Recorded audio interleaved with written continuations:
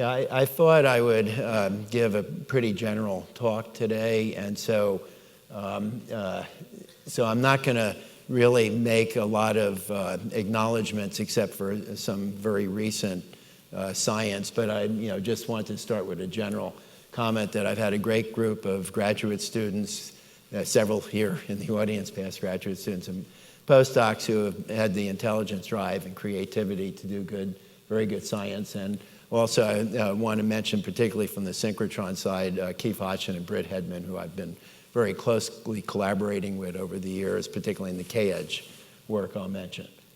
This is my group almost now, but minus one student who got his PhD recently, and plus 2 postdocs have also recently arrived. So what we're going to do in bioinorganic chemistry, we're interested in focusing on this small part of large metalloprotein. It's just one atom in the presence of thousands of atoms, but it's the active site where all the catalysis happens, and the way we're going to focus on it is to use different types of spectroscopic methods, which will be the theme in the talk. And I thought I would start, which maybe most of you don't need, but for those who aren't doing a lot of spectroscopy, I thought I'd take you through a brief overview of different spectroscopies we're going to cover today in order of increasing energy and basically the information content. I'm going to do it relative to useful reference complex in today's talk, square planar copper chloride. And here is a complete energy level diagram for square planar copper chloride with the highest energy d orbital half occupied in the ground state. Okay, so the way we study molecules in the ground state first is in low resolution using either magnetism, or if we're talking about iron rather than copper, Mossbauer spectroscopy. They're low resolution generally in the sense that you're mostly getting redox and spin state type of information. Then at high resolution, we'll study the ground state using electron paramagnetic resonance and also related double resonance or pulsed methods. And the information content here is first the G values, which are the Zeeman splitting of the unpaired electron, which tells you the identity of the ground state is the unpaired electron in an x squared minus y squared or a z squared orbital. And then for the hyperfine interaction of different nuclear spins with the electron spin, you can look at the localization of that spin over the metal ligand site. That's all at a third of a wave number or so in microwave energy region. If we start going up in energy, we start exciting electrons from the filled d orbital to this open hole. These are the DD transitions. They're parity forbidden. So they're weak in absorption spectroscopy, but based on differences in selection rules, they can be very intense in circular dichroism, and particularly magnetic circular dichroism, which I'll come back to later a little bit. And the information content here is that the splitting of these d orbitals is very sensitive to the ligand environment around the metal site, and so it gives you geometric and electronic structure information focusing on the metal. Going up in energy, so that's near infrared and low energy visible region. If you go up further into the visible and into the UV, you start exciting electrons from the filled ligand-based orbital to the hole in the metal orbital. These are ligand to metal charge transfer transitions, which now have a large change in electron density, so they're intense in absorption relative to CD and MCD. They're also polarized along the ligand metal bond, which opens up different types of polarized spectroscopy. And the information content here, as you'll see, is that they give you a good handle on the bonding interactions of valence orbitals on the ligand with the metal. Pi and sigma donation, pi back bonding, you can see it experimentally. Also, the high intensity of ligand to metal charge transfer bands means you can tune a laser into the absorption and get resonance enhanced Raman spectrum of vibrations and hence ligation right at an active site. And then finally, where many of you are interested, you go to high energy and deal with synchrotron transitions for core levels. We'll cover 3 today. Metal K-edge, which for copper is 8979 electron volts, is the 1s to 3d transition. Also, copper L-edge, 930 electron volts is the copper 2p to 3d transition. And we've also been developing ligand K-edge spectroscopy, which for chloride, that's the 1s to 3d transition at 2820 electron volts. And you'll see that these let us look really in detail experimentally at the ground state wave function. Okay, and so these methods are all defining electronic structure experimentally. So for us, it's important to correlate spectroscopy with electronic structure calculations. And you can break these up into two classes, basically. One is ligand field theory, which, and some of you will call this multiple theory analysis of edge structure.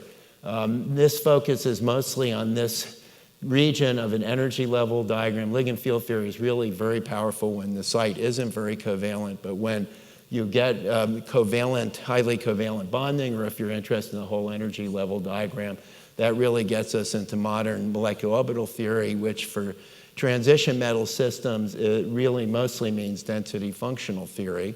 And I want to emphasize up front that there are different functionals and hybrid functionals, and they give you very different descriptions of the electronic structure. And so it's important to us to correlate calculations with spectroscopic data. And then if you have, with calculations supported by spectroscopic data, you can use them to get further insight into electronic structure and its contribution to reactivity. And so that brings me to what are the goals of spectroscopy in bioinorganic chemistry, which are really the goals of all of biochemistry, which are to understand the geometric and electronic structure of an active site and how structure leads to function. They're also to look at reaction mechanisms on a molecular level, which often means we want to use rapid freeze-quench methods to trap an intermediate and define the intermediates in a reaction coordinate using different appropriate spectroscopic methods. Okay, now to accomplish these functional goals, we've also been very interested in spectroscopic goals.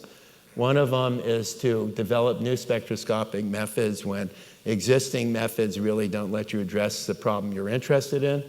And the other, and very general problem in bioinorganic chemistry, is metal sites in metalloenzyme active sites generally often exhibit unique spectroscopic features, and that's compared to small molecule inorganic complexes of the same metal ion.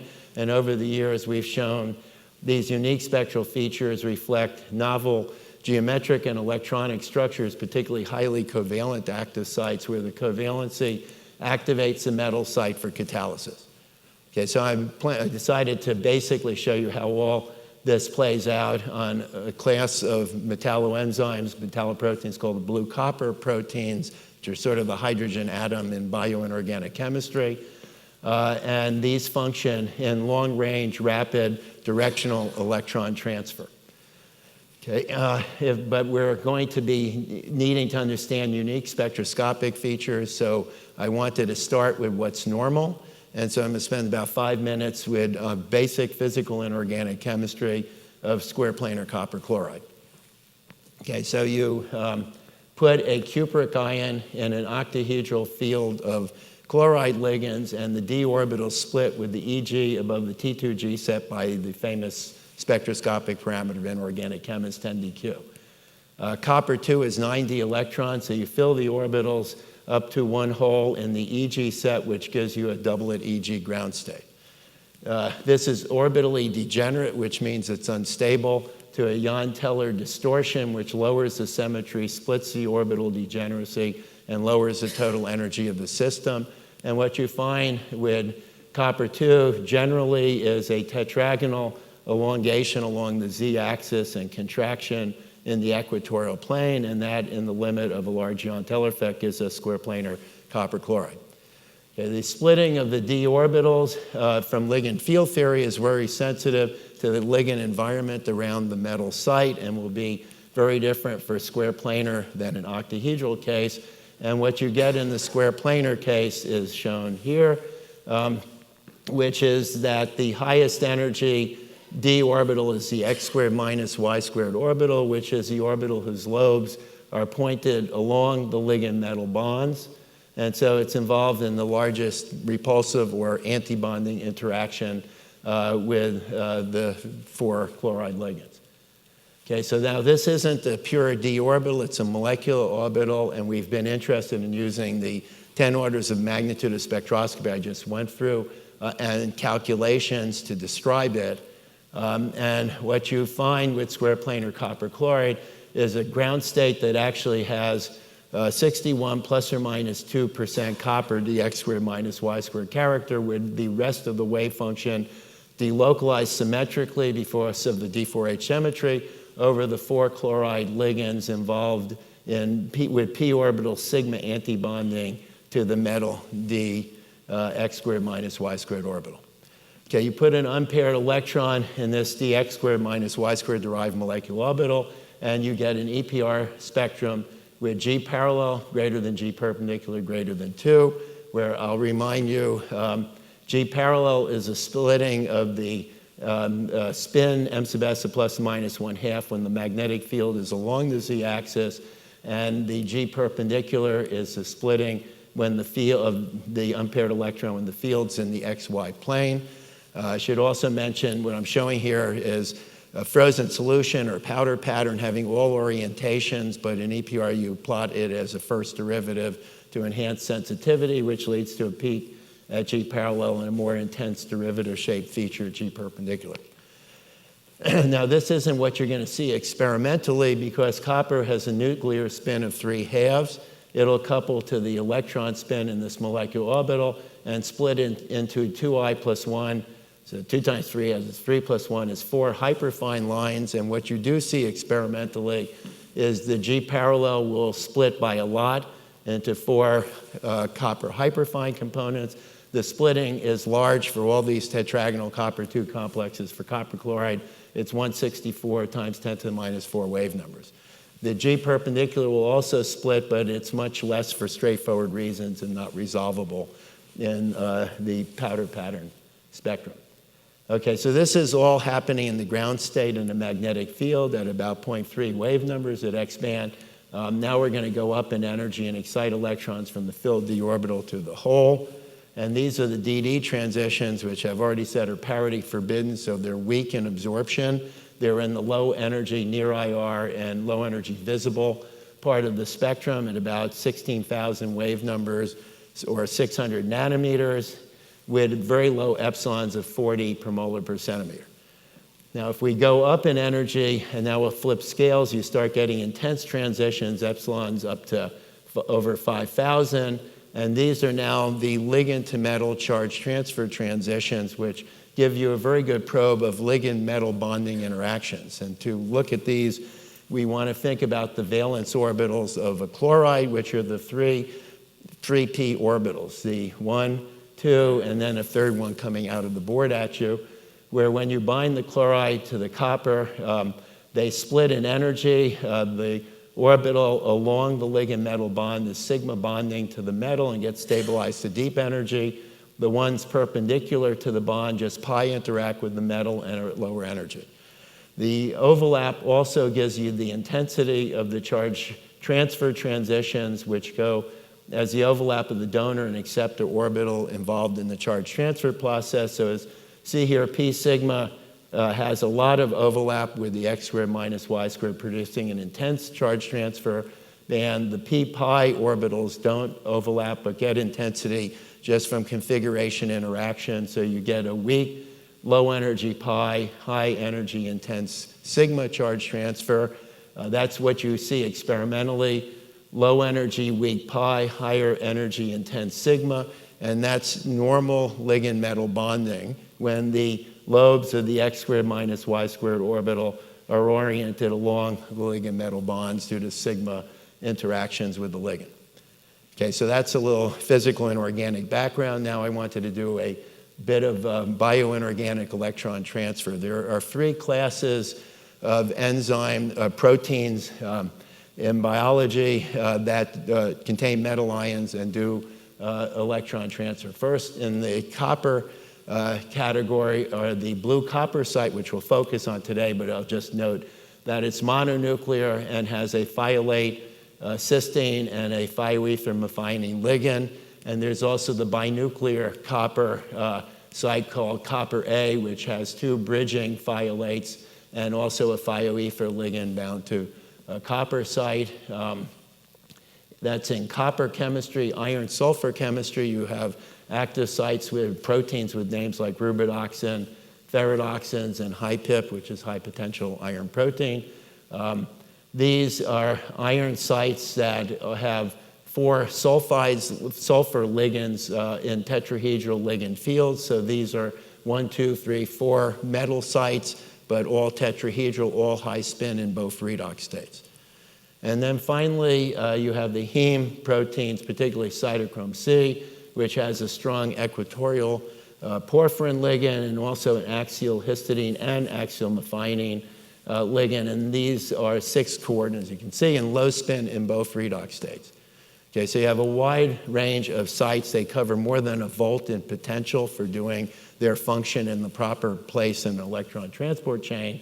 But there are common features over all the sites that enable them to do biological efficient electron transfer. One is there's very little geometry change with redox, which is known as a low reorganization energy in Marcus theory, given the symbol lambda.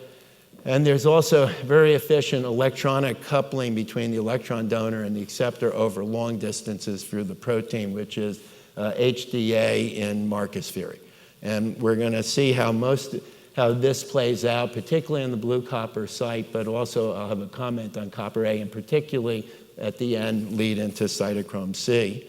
And so let's focus on the blue copper active site. So the story really starts in 1978 when Hans Freeman at the University of Sydney in Australia published the first crystal structure of a blue copper protein. It's called plastocyanin, which connects the 2 photosystems by electron transfer. And the really surprising and interesting issue here is that and it's easier to see on this drawing, is that the copper 2 is tetrahedral in the protein site. And so this led researchers to think about the protein opposing the ion-Teller distortion to a square planar environment, and therefore keeping it tetrahedral would enhance the electron transfer. And this was known and is known as the entadic state in bioinorganic chemistry, the protein imposing a geometry activating the metal site for reactivity. By the latter part of the talk, we'll deal with what is really entadic about the blue copper active site. Also, in addition to the tetrahedral geometry, there are 2 really interesting ligands. A thiolate sulfur of a cysteine at 2.1 angstrom short, strong thiolate copper bond. There's also a thioether of methionine with a long 2.9 angstrom sulfur copper bond. And then finally, 2 normal imidazoles of histidine residues.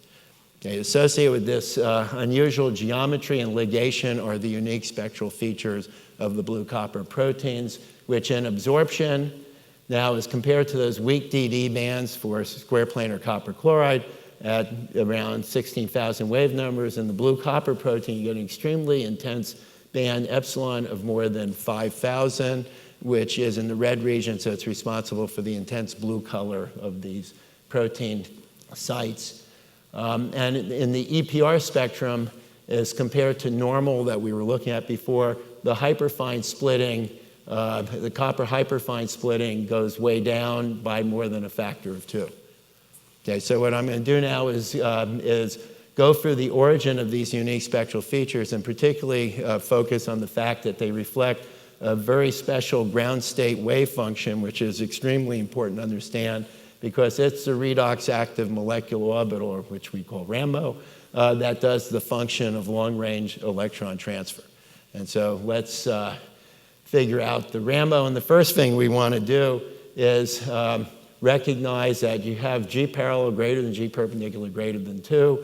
That means the unpaired electrons in an x squared minus y squared orbital. And the first thing we had to do is figure out the orientation of that orbital in this distorted tetrahedral ligand field of the blue copper protein. And so we did this by single crystal EPR spectroscopy.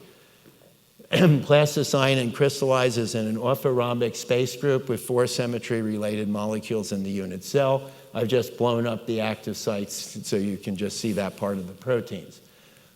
We put this in an EPR spectrometer and rotated around the A-axis with the field in different orientations in the BC plane, and got a series of single crystal spectra, which are shown on the left of this panel, where you see this G-parallel looking signal with the 4 resolvable hyperfines when the field's along the C-axis. And when you rotate by 90 degrees, you go to the intense derivative shape G-perpendicular looking signal, which tells us G-parallel is approximately along the C-axis, which if we now blow up the active site, sets the orientation of that long thioether sulfur copper bond of the methionine residue. Okay, so we did this more rigorously. We did 4 single crystal rotations, simulated the data with 4 molecules in the unit cell. So here's the simulation of these data. And what that gave us is the description here, which is G-parallel is just 5 degrees off the long thioether copper bond. And since G-parallel defines the electronic z-axis of the molecule, that puts the x squared minus y squared orbital perpendicular to the G-parallel and close to the plane of the 3 strong ligands, the cysteine sulfur and the 2 imidazole nitrogen ligands. So at this point then, spectroscopy has changed the way we look at the active site relative to the crystallography. And at this point, we'll stay just focused on the active site in this XY plane. Okay, the second thing I wanted to deal with now is the origin of the small hyperfine splitting in the blue copper site compared to normal copper. And so there are 3 contributions to the hyperfine interaction of an electron spin in an x squared minus y squared orbital with a nuclear spin on the copper. First one is the Fermi contact term, which has to do with electron spin density at the nucleus. You all know that a d orbital has no probability at the nucleus, so the way you get this is that the electron spin polarizes the electron pairs in the filled 1s, 2s, and 3s orbitals, leading to net spin density at the nucleus.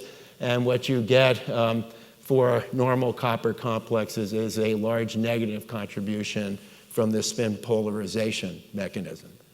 The second term is the spin dipolar term, where the electron spin interacts with the nuclear spin averaged over the shape of the dx squared minus y squared orbital, just spin-spin interaction, and that leads to a large negative contribution to the hyperfine and square planar complexes. And the final term is the orbital dipolar, also called indirect dipolar term, which has its same origin as G values deviating from 2, which we'll deal with in a few minutes. And so I'll just say we can calculate it from the G values, and you get a large positive contribution. And if you add them up, you get the large negative hyperfine interaction that you saw experimentally for square planar copper chloride. When you go to the blue copper site, that goes down by more than a factor of 2.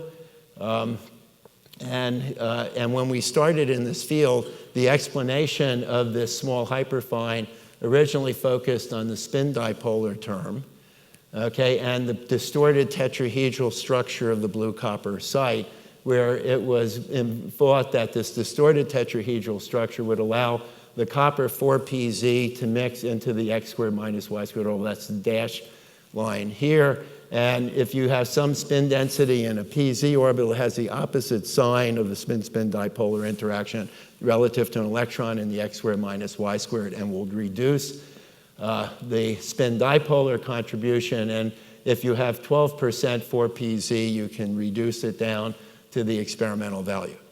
Okay, so the goal here was then to experimentally evaluate this idea of pz mixing into the x squared minus y squared orbital. And the way we did that is went up by 10 orders of magnitude in photon energy from the 10 to the minus 4 wave number region of hyperfine, and instead moved into some copper K-edge X-ray absorption spectroscopy.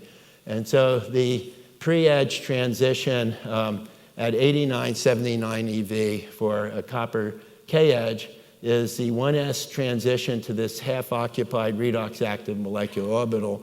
And since S to D is not electric dipole allowed, the intensity should reflect the amount of 4p mixing into this dx squared minus y squared orbital due to the tetrahedral distortion at the blue copper site. And indeed, if we look at powder of square planar copper chloride and a frozen solution of the blue copper protein plastocyanin, at 8979 eV, you're seeing the intensity go up. So we are seeing 4p mixing into the x squared minus y squared orbital. And the key experiment was to determine the nature of this mixing, which we got from an analysis of polarized single crystal X-ray edges. So if you now, and so we know the z-axis from the single crystal EPR is along the phi-E for copper bond, so we can orient the crystal. So the E vector of the synchrotron is along the z-axis. That's the dash spectrum. This is where you would see copper 4pz mixing, and there is none.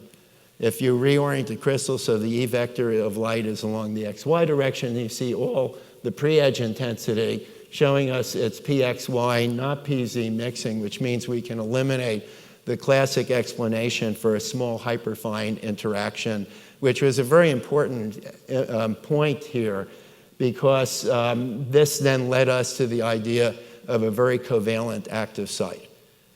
Okay, now in transition metal chemistry, when we talk about covalency, we mean the amount of ligand character mixed into a metal d orbital due to a covalent bonding. And the idea is as you get covalent, the electron spin will delocalize off the metal and onto the ligand, and that will reduce the hyperfine interaction of the electron spin with the metal. So our first emphasis or effort to look at the covalency of the blue copper site came from sort of traditional physical and organic chemistry, and that was a quantitative evaluation of the G values. You know, I've already emphasized G parallel greater than G perpendicular greater than 2. Now let's look at the value specifically focus on GZ, which is 2.226. Now, if I had an electron in a pure x squared minus y squared orbital, I would only have spin angular momentum, and that would give me a G value of 2.0023 that's isotropic. Transition metal sites have large deviations of G values from 2 because they have a lot of spin orbit coupling. And that mixes orbital angular momentum into the ground state and gives you a G value deviation from 2. And so we did is a complete ligand field calculation on the blue copper site, included spin orbit, and got G values. And indeed, when we allow for spin orbit mixing of excited states into the ground state to get angular momentum, orbital angular momentum, we get G parallel greater than G perpendicular greater than 2. However, notice that GZ is much larger, 2.479 relative to experiment, 2.226, and that's because ligand field theory has pure d orbitals. There's too much orbital angular momentum, and so what we really have to do is allow for covalent delocalization of the d orbital onto the ligand, which reduces that contribution. And so when we were doing this, we did one of the earliest DFT calculation methods, and that was the X alpha scattered wave calculation. And we added the spin orbit. We then evaluated the Zeeman effect and got the G values from basically a state-of-the-art calculation at that time. And that's the next column, which clearly they're reduced from the pure ligand field values, 2.159 compared to 2.479, which is good covalent delocalization, lowers the G value. But now if you compare it to experiment, they've been reduced too much, which says that the state-of-the-art calculation at the time gave too covalent a description of the bonding. So the last thing we did was systematically vary to set parameters that are just historically interesting now until we got a calculation adjusted to experiment and got an experimental description of the ground state wave function, which is here. And now I'm showing it to you in the XY plane. So that's the short cysteine sulfur 2-imidazole nitrogens. And it's really was a remarkable ground state because it's very covalent with only 42% copper dx squared minus y squared character, and the wave function was highly anisotropic in its covalency and into the p-pi orbital of a thiolate sulfur. Okay, now this we did a long time ago, and of course we've used modern DFT codes to do the same sort of calculation, and mention just two of them here. BP86, which is a pure functional, GGA functional, and B3-LIP, which is a hybrid that has about 20% exact exchange. And the point is you get better pictures with new codes, but still a d orbital, x squared minus y squared, that's highly delocalized into a p-pi orbital of the phthalate sulfur. Okay, now, but I also want to point out that when you do an active site calculation, you actually get a covalency, a site that's 2 covalent. With 30% metal and 60% ligand, while experimentally there's about equal covalency over both and about 40% on each. Okay, however, with computers now, you can include either a large quantum region or also QMMM to include the whole protein. And when you do that, you find that, and I should mention Ryan did these experiments and calculations, you find that you reduce the covalency and get a site that's more equally distributed over the metal and ligand with about 43% on each. And what's including the whole protein, what you're including are a hydrogen bond to the phthalate sulfur and also carbonyl dipoles. And these protein interactions, hydrogen bond and electrostatics, are second sphere effects that tune the covalency of the phthalate copper bond, and that, Ryan showed, is worth about 200 millivolts in tuning the potential of the active site due to second sphere effects. Okay, now what I want to more focus on now is how do we know there is 41% copper, 38% sulfur P character? How do we know this is a pi interaction between the phthalate and the copper? And that came from new spectroscopic methods we developed over the years. First, copper covalency. So we're real into L edges, which for copper at 930 electron volts, you're doing a copper 2p to 3d transition. And I'm just showing you, you are the only people who know this is L3 and L2, but I show this to other audiences. Anyway, you're doing a copper 2p transition to this redox active molecular orbital. And so the idea is the 2p is localized on the copper nucleus, and P to D is electric dipole allowed, so the intensity is going to reflect the dx squared minus y squared character in this wave function. Here is a spectrum of the blue copper site in plasticyanine in solid. Here's square planar copper chloride. The L edge is much more intense, and so that shows you that plasticyanine blue site has less copper character, more covalent. And since we know from all the spectroscopies we did on copper chloride, this is worth 61%. That gives us a covalency of the copper site in the plasticyanine of 41%, which is very covalent, but also is tuned by the second sphere environment in terms of hydrogen bond and dipole interactions. Okay, the next is the covalency involving the ligand metal bond, the phthalate. And this, I think, is really want to emphasize this method. I think it's a very powerful way to look at covalency of ligand metal bonds, which is K-edge spectroscopy on the ligand. And in particular for sulfur, at 2470 electron volts, you're doing this sulfur 1s transition to this half-occupied redox active molecular orbital. And now the idea is the sulfur 1s is localized over the sulfur nucleus, and you're looking S to P is electric dipole allowed, so the intensity will reflect the P character of the cysteine phthalate sulfur mixed into the D orbital. Here it is for plasticyanine, the sulfur 1s to 3D transition. Extremely intense, 2.5 times as intense as this model complex, which Brian here, it's, Harvey Sugar made this complex. I want to mention that. Brian's undergraduate advisor. Anyway, this we know has 14% phthalate character, and so this quantifies the phthalate sulfur copper bond in the blue copper protein to be extremely covalent, and as you'll see, that covalency activates its ability to do long-range electron transfer.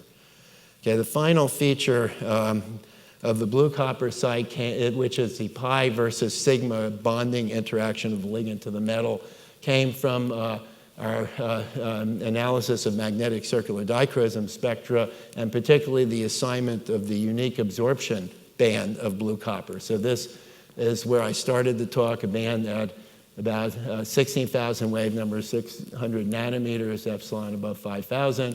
Okay, if you cool this down at low temperature and correlate the low temperature absorption to low temperature CD data, which I'm not showing you, and low temperature MCD data, which I am showing you, you find that there are 8 transitions required to simultaneously fit the data because each has a different selection rule. Okay, and band 4 in this low temperature spectrum is the dominant band, but also notice there's a low energy band 6 with some intensity. Okay, we did polarized single crystal spectroscopy on the blue copper protein and found both bands have the same polarization ratio, and a polarization ratio polarized along the cysteine copper bond. Okay, so at this point, you might say low energy, weak, high energy, intense charge transfer from the first part of the talk, low energy, weak pi, high energy, intense sigma, but that actually isn't the assignment, and that came to us from the low temperature MCD data, because you think to notice here, bands 5 through 8, which are all weak in absorption, are the most intense bands in the low temperature MCD spectrum of the blue copper protein. And so where does MCD intensity come from? If you have circularly polarized allowed transitions, you need 2 perpendicular transition moments. Okay, in a low symmetry metal site in a protein, all electronic energy levels are non-degenerate, and that means any electronic transition will be unidirectional. And so the way you get 2 perpendicular transition moments is through spin-orbit coupling between excited states. And then, as I've already mentioned, for G-values, metal sites have much larger spin-orbit coupling than the ligands. And so that means that bands that are intense in MCD relative to absorption data are D to D transitions having a lot of metal character and hence spin-orbit coupling between excited states. Okay, which means that band 4 now, the intense band in the blue cup, so these are all DD ligand field transitions. So band 4, which is intense in absorption, is very weak in low temperature MCD, and that means it's the lowest energy pi charge transfer transition, which is intense, and a higher energy sigma charge transfer is weak. So we're seeing an inverted intensity pattern, low energy intense pi, high energy weak sigma. And since the intensity of charge transfer bands reflects orbital overlap, that means the x squared minus y squared orbital blue copper site has to be rotated by 45 degrees relative to normal ligand metal bonding, so its lobes bisect the sulfur copper bond, and you're getting this rotation because of the strong pi antibonding interaction between the thiolate and the copper at the short 2.1 angstrom sulfur copper bond length.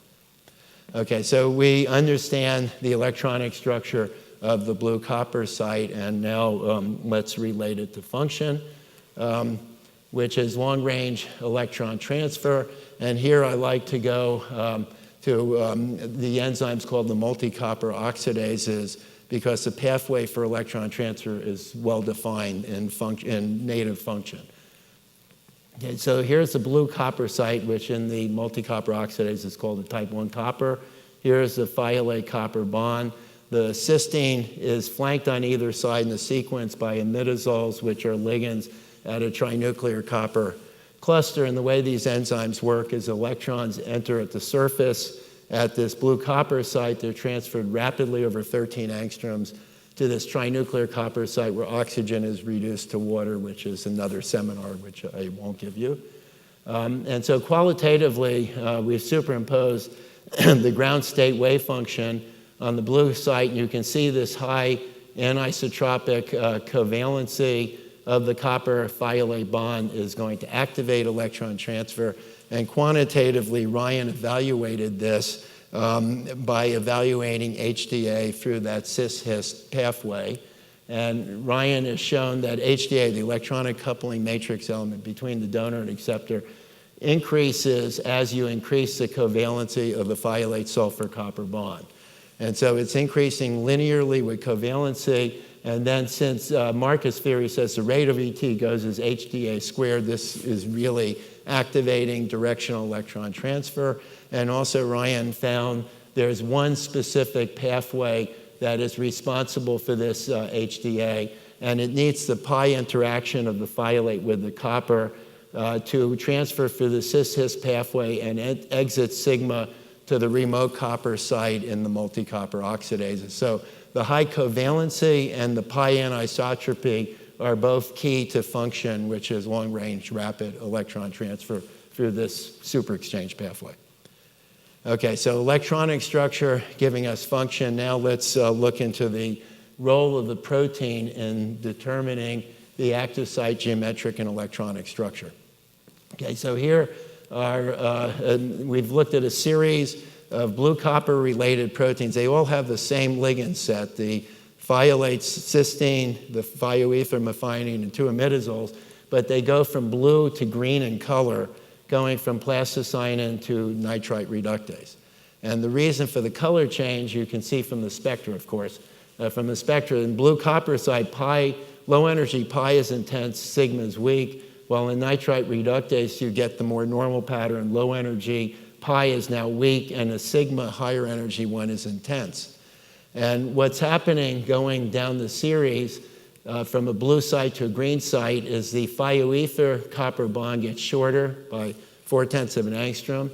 The thiolate sulfur copper bond gets longer by 1/10 of an angstrom, and the sulfur copper sulfur plane rotates into the nitrogen copper nitrogen plane, which is a tetragonal Jahn-Teller distortion of the site. Okay, and so clearly the protein is determining geometric and electronic structure because these are all the same ligands and different structure and electronic structure in the protein. So from this correlation, we felt that the thioether copper bond must be controlling this active site structure. And so what we decided to do is evaluate that by taking the short thioether in the green site in nitrite reductase and mutating it off to threonine, which doesn't coordinate. And when you express the variant, you now get a blue copper protein with the pi intense and sigma weak. Okay, so the thioether copper bond is controlling geometric and electronic structure. So what's its contribution to function?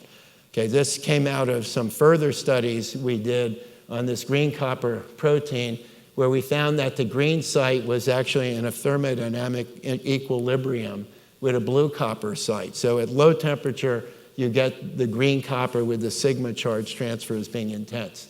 And so that means the green site is enthalpically favored. Well, as you increase the temperature, the green site goes away and the pi, low energy pi charge transfer of a blue copper site grows in, which means that the blue site is entropically favored.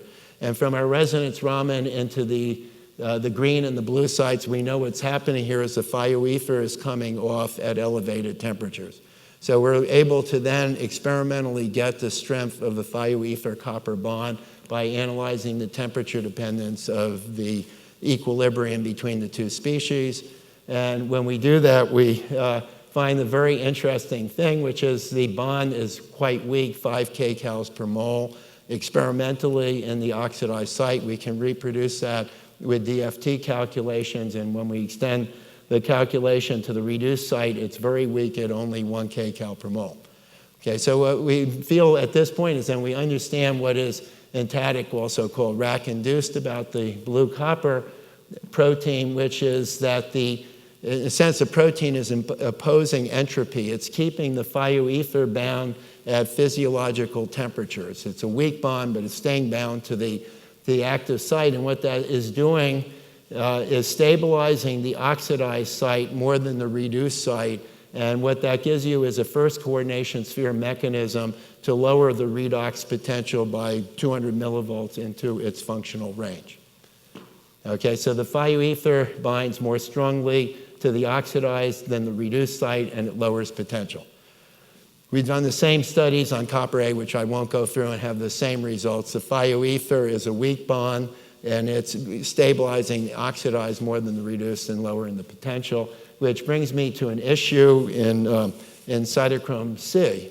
Okay, so in cytochrome C, the literature generally believes that the thioether binds more strongly to the reduced than the oxidized site and gives a mechanism of raising the potential by 200 millivolts. Okay, so what we wanted to do is experimentally look at the thioether iron bond in cytochrome C. We couldn't use our sulfur K-edge method because with methionine, these higher Z effective shifts the pre-edge up into the edge. And so that wasn't going to be the experiment to do. We could, in principle, do this with L-edge spectroscopy, where we can do 2p to both 3D pi and 3D sigma, so we can get what we've called differential orbital covalency, the sigma versus pi covalency of the different d orbitals with L-edge spectroscopy. However, you don't really want to do L-edges on a frozen protein solution, particularly an intermediate. And so the way we decided to do this is to use a K-edge to look at the L-edge through resonance inelastic X-ray scattering. So we're doing 1s to 2p RICs, where we're looking at a 1s to 3D transition and looking at the 2p to 1s emission to fill the hole. And the point is that gives you the same final state as in the L-edge spectrum, but you get it resonance enhanced through the K-edge, which you can do on a frozen protein intermediate.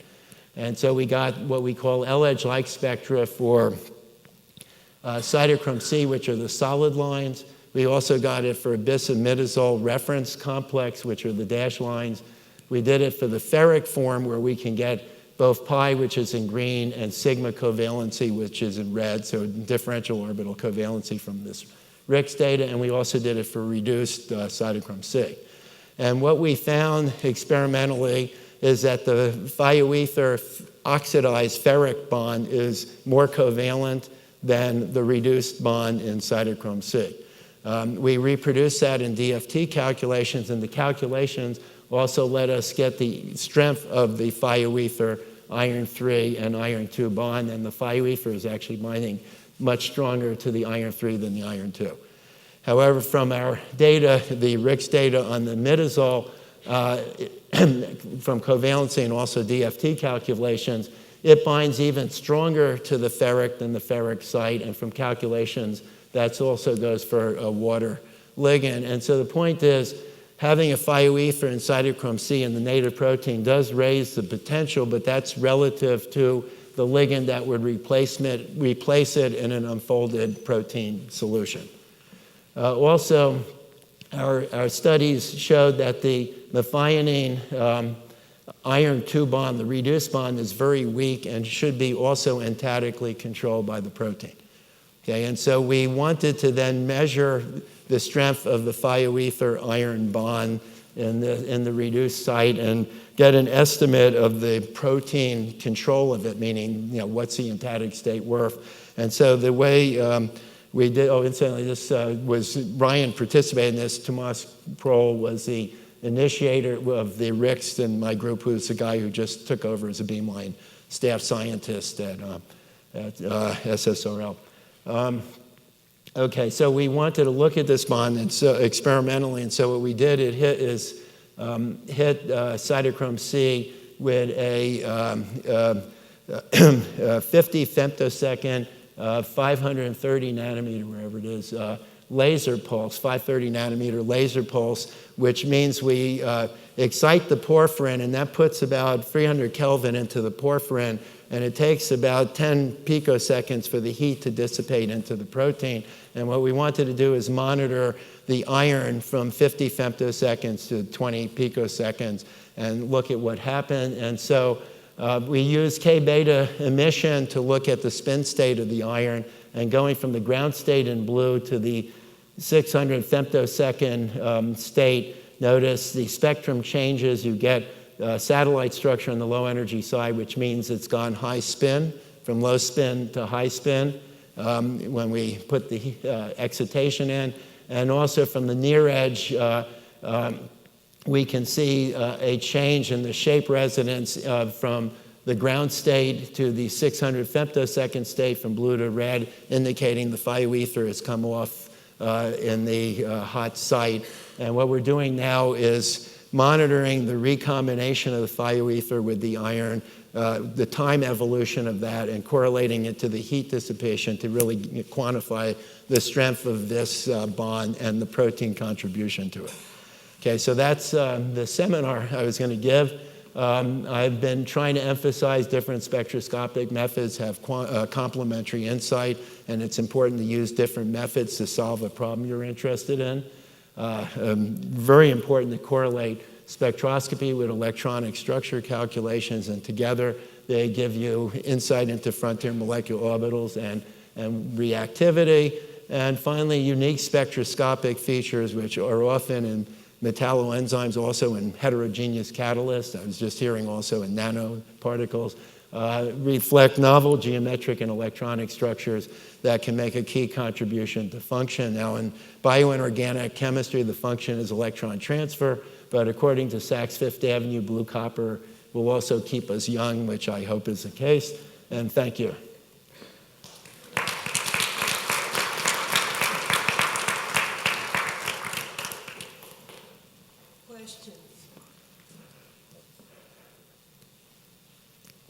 Oh, I thought you two were leaving. We're not going. Yeah.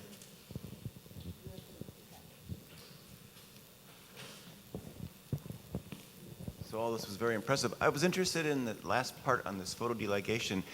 The data you have looks spectacular on that. My impression was that in the literature of excited state porphyrins, that the photodeligation of the axial ligand, was a little bit probed by, ultra-fast IR and different types of techniques. And my understanding was that it wasn't always, now you see it by pumping indivisible. I had thought that maybe that had come from pumping the UV bands of porphyrins, and so that was a metal to ligand charge transfer. But you see it now just by pumping the porphyrin? Yeah, no, what we're pumping into the beta band. So this is a porphyrin-based low energy transition, which is one of these vibronic allowed through coupling to the Sorey. And so we're hitting it. I want to put as low energy as possible in for the reasons you mentioned. And so we're really exciting into the Sorey, but that's dumping energy into the porphyrin that will elevate its temperature, the way we look at it, about 300 degrees. And we have about 10 picoseconds as the heat dissipates. And that's what we were using LCLS to monitor the iron over that range, but it's into the lowest energy part of the porphyrin-based transition. And you're right, a lot of the transient absorption data is, has a lot of possible interpretations to it, and that's why I think LCLS is so powerful, because you can really look at the iron, the metal site, as Lynn is doing also.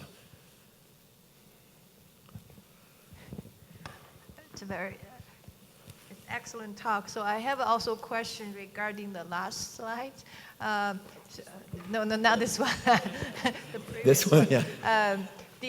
So you also observe extremely fast spin state transition. Now, I mean, this is in the field, as you know, this the iron tris-BP studied by different groups in the world. So yeah. Now it seems like it's become a norm? Is there any interpretation with your electronic structural calculation? The part of it, the ligand coming off is going to lead to the iron going high spin in this case. So loss of the axial ligand, which we won't get in the ground state in solution because you'll get other things binding. But in this case, we're in the protein and we've just hit it with this 50 femtosecond pulse. So the ligand's off and the site has gone high spin. We've been looking at our data to look at the time course of the ligand coming off from the shape resonance relative to the spin state change. And within the noise of our data, we can't tell the difference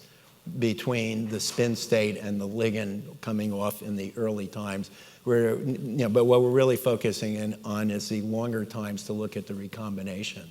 Yeah, so I think the myoglobin CO photodissociation showing the same thing. It's like really fast. It seems like it needs some kind of new theory to explain this spin state transition. Yeah. Well, it's surface crossings. Actually, Ryan has calculated when the ligand is off. If you look at the low spin ferrous surface versus the high spin ferrous ground state of the high spin. The high spin is the ground state, and the ligand will be basically dissociated from the iron when you're in that spin state. And so I think the correlation of the spin state change with the ligand loss, which is like CO coming off of deoxyhemoglobin, is going to be similar explanation. again, from our time, from the data we have, and the noise in it, you just can't see a different rate of the spin state versus a ligand off. The key thing we have in this is that the phytoether is covalent in the protein. So, and what we were after in it is seeing the recombination so we can correlate with the temperature dissipation to try to get the actual strength of that phytoether iron bond, which is why we did this experiment. And, yes, and because we feel that is going to give us a measure of the protein constraint on the phytoether, which is a quantitative way of evaluating the enteric state, basically. Thank you very much. Great talk. And Thank you. very nice closing remark. I have a question with respect to your last slide. Do you understand why glucose keep you younger? Oh, yeah. Well, what we did is so my real last slide then. My student, I had a student who was really into glamour a number of years ago, and she found this advertisement. So she went to Saks and got it's too expensive to buy, right? But she got a sample of it, of this face cream, and we did put it into the EPR spectrometer. And it's just normal copper peptide, basically. So there's nothing special, but it sounded interesting. But we do have an EPR spectrum that is boring.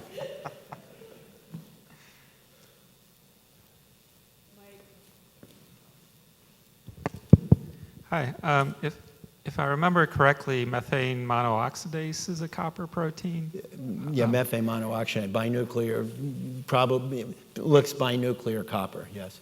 So I wonder if you are considering applying your techniques to try to understand, conversion of methane to methanol efficiency. Well, yeah, what we've been doing, we have been collaborating with Amy Rosenzweig to try to look at it, but it's a very unstable system, and there are no real intermediates, which is what we really want to study. So actually, what we've done, which is, again, yet another talk, is that we decided to study a copper site that modeled methane monooxidase. There's only one copper system that activates oxygen and takes methane to methanol, and it's a heterogeneous catalyst, which is copper and zeolites.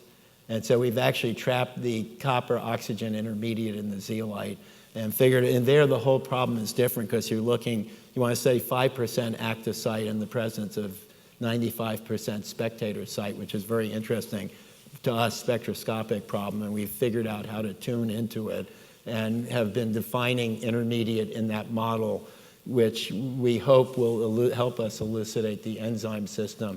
But we need to do more experiments to try to get an intermediate in the enzyme. But a main thing that we do in copper and non-heme iron and heme iron is mostly look at oxygen intermediates. But I thought this talk would be more of general interest to people here.